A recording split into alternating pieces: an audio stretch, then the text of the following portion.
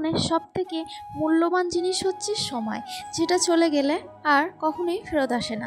তো আজকে সকাল থেকে ভিডিওটা শুরু করলাম, ঘড়ির কাঁটায় যখন 6:30 বাজে। তো 6টা থেকে আমি প্রাইভেট পড়ানো শুরু করেছি। তো আজকে একটা জায়গায় যাব বলে আজকে একটু তাড়াতাড়ি বলেছি ওদেরকে পড়তে আসতে। তো আরও একজন আছে, সে পড়তে আসেনি, সে বাড়িতেই আছে, তার মা বাড়িতে নেই বলে। তো তারপরে পড়ানো শেষে রেডি হয়ে গেছি। তো একটা জায়গায় যাব আজকে। তো কোথায় যাব, কি করতে যাব, সবই তোমাদের সাথে শেয়ার করব। তো টোটো করে যাচ্ছিলাম, তখন বাইরের সৌন্দর্যটা খুব সুন্দর লাগছিল। গ্রামের সৌন্দর্য একদম মন কেড়ে নেওয়ার মতন। আমার তো দারুণ লাগে, দারুণ। এই মাঠের সৌন্দর্য অপূর্ব একদম।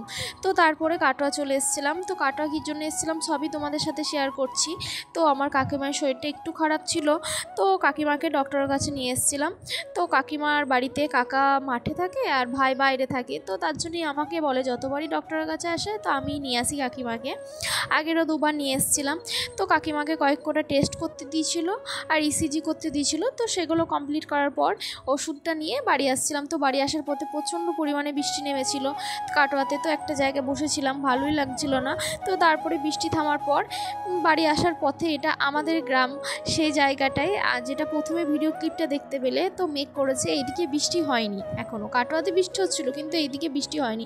আকাশটা আমার খুব সুন্দর লাগছিল বলে ভিডিও ক্লিপটা নিলাম। তো তোমাদের কীরকম লাগছে অবশ্যই কমেন্ট করে জানাবে।